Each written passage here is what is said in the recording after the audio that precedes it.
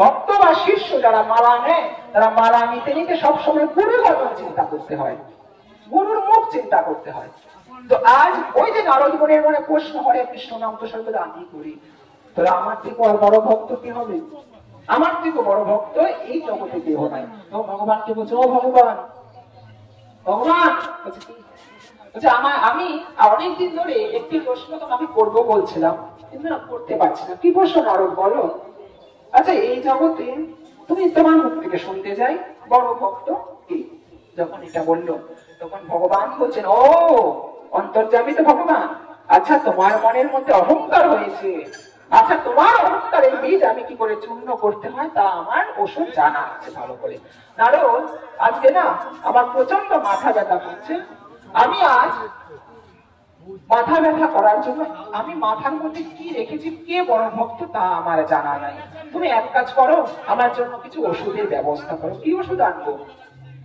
ওষুধের ব্যবস্থা আমার আজকে মাথা ব্যথা সারবে একমাত্র ভক্তের পদধূলি যখন যদি মাথায় নিতে পারি তাহলে আমার এই মাথা ব্যথা সারতে পারে। এটা ভক্তের পদধূলি অনেক বড় ওষুধ। বলছে, অঙ্গে মাখো মাখরে এই না ব্রজের ধুলা, ওরে ধুলা নয় রে, ধুলা নয় রে, গোপী বলে রেনো, এই ধুলা বাঞ্ছা করে বজেরায় কান। যদি এই ধুলা কারো ব্যক্তির, কোন চোর বা কোন বদমাইশ, কোন শয়তান, কোন পাপীর দেহে পর্যন্ত এই ধুলো লাগে, পাপীও উদ্ধার হয়ে স্বর্গে গমন করে, পাপীও তার সমস্ত পাপ ক্ষয় করে ফেলে। তো আজ সেই ভক্তের পদধূলি আজ ভগবান বাসনা করছেন। যখন ভক্তের পদধূলি ভগবান বাসনা করছেন, এই বাসনা শুনে আচ্ছা ঠিক আছে, আমি তোমার জন্য আজ পদধূলি আনতে যাব। আজ নাচতে নাচতে ভগবানের জন্য পদধূলি আনতে গেলেন। কোথায়? আজ গেলেন স্বর্গধামে। কিন্তু স্বর্গধামে যখন গেলেন পদধূলি আনার জন্য, দেখলেন সমস্ত দেব দেবতারা আসনে বসে রয়েছেন। কিন্তু আসনে যে বসে রয়েছেন, কোন দেব দেবতাদের কাছে যখন চাইল পদধূলি দাও, কোন দেব দেবতারা পদধূলি দিতে চাইল না। কেন? যদি ভগবান হলো সে সবার উপরে, যদি আমি আমাদের ভগবানকে পদধূলি অর্থাৎ পায়ের ধুলা দিই, তাহলে আমি হয়ে যাব পাপী, আমি হয়ে যাব অপরাধী। কোন মানে দেবতারা ভক্ত পদধূলি দিতে চাইল না। আচ্ছা, কেউ দেবেন না? না, কেউ দেবেন। গেলেন কোথায়? গেলেন বৃন্দাবন ধামে। যখন বৃন্দাবন ধামে গেলেন, আজ এই বৃন্দাবন ধামে গিয়ে দেখছেন রাধারানী তার অষ্টসখীর সাথে লীলা খেলা করছেন। ললিতা আছেন, বিশাখা আছেন, তুঙ্গভদ্র দেবী আছেন, ইন্দ্ররেখা আছেন, চম্পকলতা আছেন, এদের সাথে আজ লীলা খেলা করছেন। সেখানে নারদ গিয়ে বলছেন, রাধে তোমার কাছে একটি প্রশ্ন করি। কি প্রশ্ন? আচ্ছা, তোমার কাছে ভগবানকে?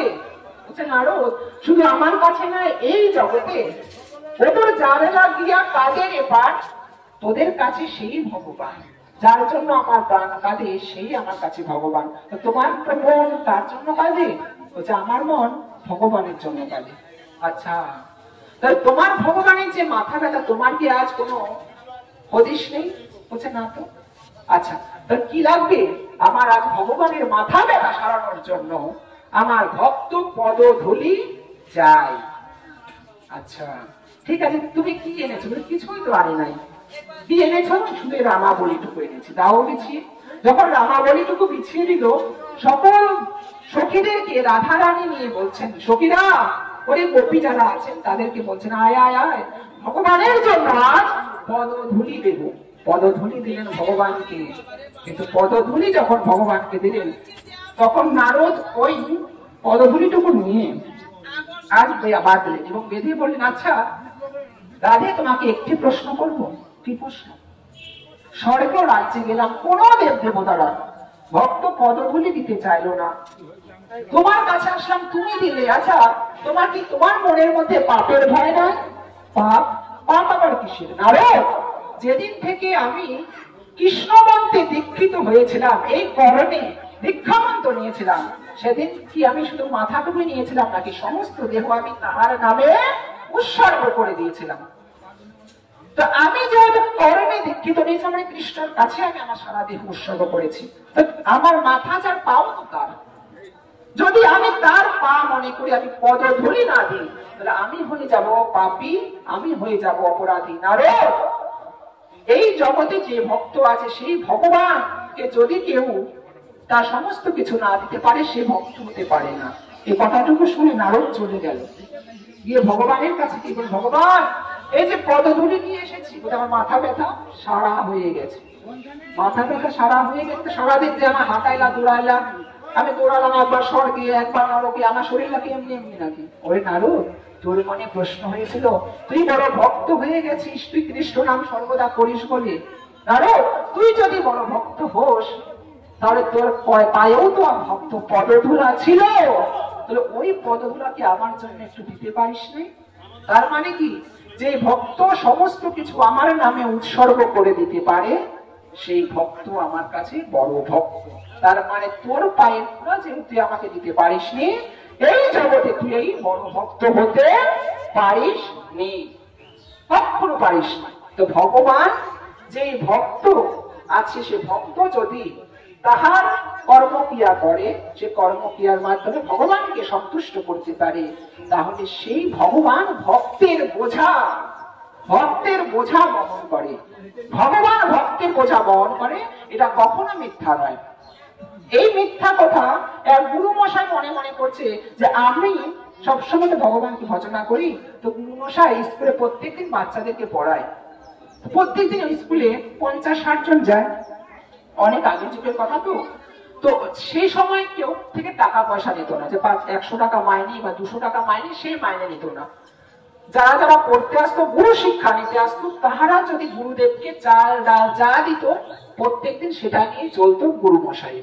তো গুরু মশাই প্রত্যেকদিন চলতে চলতে ছাত্রদের কাজ দেয়, আর কাজ দেওয়ার পরে ওই স্কুলে বসে, কারণ বাড়িতে নাম নিতে পারে না, স্কুলে বসে প্রত্যেকদিন গীতা উল্টায়, এই গীতাটাকে উল্টায়। এবং গীতা উল্টাতে উল্টাতে একদিন সমস্ত ছাত্ররা এসেছে, কিন্তু সেই দিন কোনো ভেট আনেনি, অর্থাৎ ভোজ্য আনেনি, চাল ডাল নুন প্রতিদিন আনে, সেই দিন কেউ আনেনি। তো আনেনি যেহেতু বাড়িতে গিয়েছেন, বাড়িতে চলে গেছেন গুরু মহারাজ। তো তার স্ত্রী বলছেন, কি গো আজকে খালি হাতে ফিরে আসলো কেন?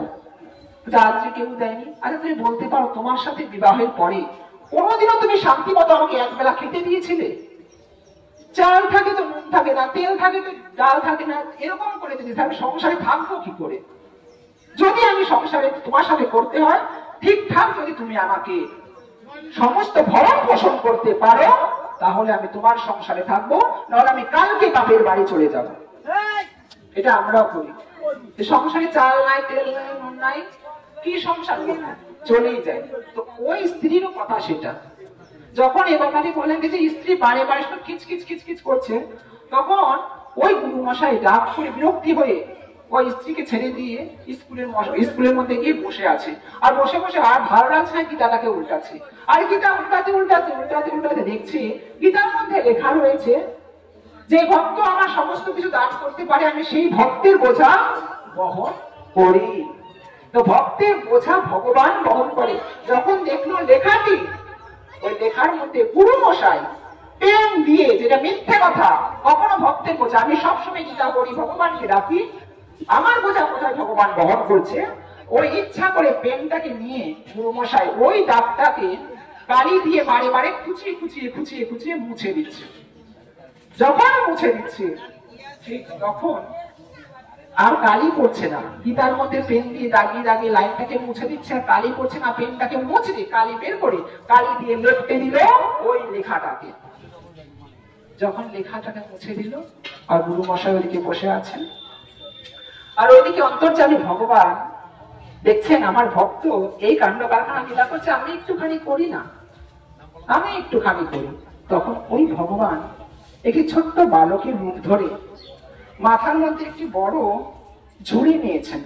ঝুড়ি নিয়ে সেই ঝুড়ির মধ্যে চাল ডাল নুন হলুদ তরি তরকারি, একটু সংসারে যা যা লাগে, ওই ঝুড়ির মধ্যে সমস্ত কিছু নিয়ে মাথায় করে গুরু মশাইয়ের স্ত্রীর কাছে, অর্থাৎ গুরু মায়ের কাছে যাচ্ছে। যেতে যেতে যেতে যেতে আজ গুরু মায়ের কাছে গিয়ে, গুরুমা, ও গুরুমা, দরজা খোলো। গুরুমা দরজা খুলে দেখছেন একটি ছোট্ট বালক অনেক বড় ঝুড়িতে করে সংসারে যাবতীয় যা যা লাগে সমস্ত কিছু নিয়ে এসেছেন। কে রে তুই?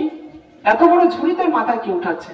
ছেলেটা ফুপিয়ে ফুপিয়ে কাছে, গুরু মশাই, গুরুমা, গুরু মশাই আমার একটু আসতে দেরি হয়েছে বলে দেখো না গুরু মশাই আমায় কিরকম মেরেছে, মারতে মারতে মারতে মারতে সারা শরীরটা আমার ফুলিয়ে দিয়েছে। দেখো দেখো দেখো কি করেছে। মেরেছে তোকে? হ্যাঁ মেরেছে। কোথায়, কেমন করে মারলো? ছেলে তো জানে গীতার মধ্যে পেন দিয়ে ওই গুরু মশাই ডাক দিয়ে যা সমস্ত ডাকগুলো আজ গুরু মশাই ভগবানের দেহের মধ্যে আজ ভগবানের দেহের মধ্যে লেগে ওই সমস্ত দাগ। দেখো দেখো দেখো গুরু মশাই কেমন মারলো, মারতে মারতে মারতে আমরা কেমন দাগ করে দিল। দেখো দেখো এইটুখানি বাচ্চা তোর এত বড় গুরু গুরু মশাই এই বয়স বুদ্ধি বিবেক সব খেয়েছে। আসুক আজকে, আসুক আজকে। যখন শুধু গুরু মশাই তাই করেনি, দেখতে দেখো আমার আসতে দেরি হয়েছিল, মুখে কালি পর্যন্ত ঢেলে দিয়েছে। আমার মুখে কালি ঢেলে দিয়েছে কেমন করে? ওই যে গীতার মধ্যে পেন মুছে কালি দিয়ে দিয়েছিল, আজ ভগবানের মুখমণ্ডলে কালি লেগে গেছে। দেখো কালি লেগে রয়েছে। হায় রে কি অত্যাচার!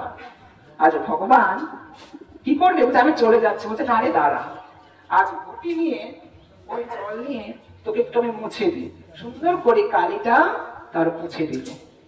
যখন সুন্দর করে কালিটা মুছে দিল, মুছে দেওয়ার পর আনন্দে নাচতে নাচতে ছেলেটা চলে গেছে। আর ওই গুরু মশাই হঠাৎ করে এসে অনেকক্ষণ পরে আস্তে আস্তে আসার পরে ঘরে এসে চুপ করে এসে ওই পা দিয়ে মাটি খুঁড়ছে। ঘরে যাবো কি করে, চাল দাম তো আবারও আনে নাই, সেই সংসারে বইয়ের আমি তার খিচানি খাবো। জানে না যে ভগবান তার ঘরে চুরি করে সমস্ত কিছু এড়ে দিয়েছে। তো এই যে বারে বারে বলছে যে আমি ঘরে ঢুকবো কি করে, ঠিক তখন তার স্ত্রী কি গো বিবেকের মাথা খেয়ে কি তুমি ওখানে দাঁড়িয়ে পায়ে নখ করছো নাকি? বলছে কেন রে? ওইটুখানি বাচ্চাকে তুমি এত প্রহার করতে হয়? কোন বাচ্চা? কি ব্যাপার, কি হলো? গুরু মশাই তো জানে না। গুরু মশাই তো জানে আমি গীতার মধ্যে ডাক দিয়েছে, আর তার স্ত্রীর সাথে যে এত সুন্দর লীলা খেলা করে ভগবান চলে গেছে, গুরু মশাইয়ের তো সেই ধান্দা নেই। কি হয়েছে? তুই বারে বারে এরকম বলছিস কেন? তুমি ওই বাচ্চাকে এত প্রহার করলে কেন? কোন বাচ্চা? ওই ছোট্ট শিশুটিকে? ছোট্ট শিশু তো আমি মারি না আজকে কাউকে। তুমি মারো নি? এ বুড়া বয়সে তুমি মিথ্যে কথা বলা শুরু করে দিলে। তুমি এই বুড়ো বয়সে মিথ্যে কথা বলা শুরু করে দিলে। আরে নারী কাকে মারো বল? শুধু মারোনি, দেখো ওই বাচ্চাটির শরীরে তুমি কালি পর্যন্ত ঢেলে দিয়েছো। তুমি মিথ্যে কথা বলছো। এই দেখো আমি কালি ধুয়েছি। যখন দেখছে আমি কালি ধুয়েছি বলে হাত দেখাচ্ছে, দেখছে এইখানে লেখা রয়েছে, ভগবান লিখে ওই গুরু মশাইকে দেখাচ্ছে আমি ভক্তের বোঝা বহন করি, আমি ভক্তের বোঝা বহন করি। যখন বলছে আমি ভক্তের বোঝা বহন করি, তখন ওই গুরু মশাই আসবে সমস্ত কিছুতে আগে পতিত হয়ে গেল। হরে কৃষ্ণ।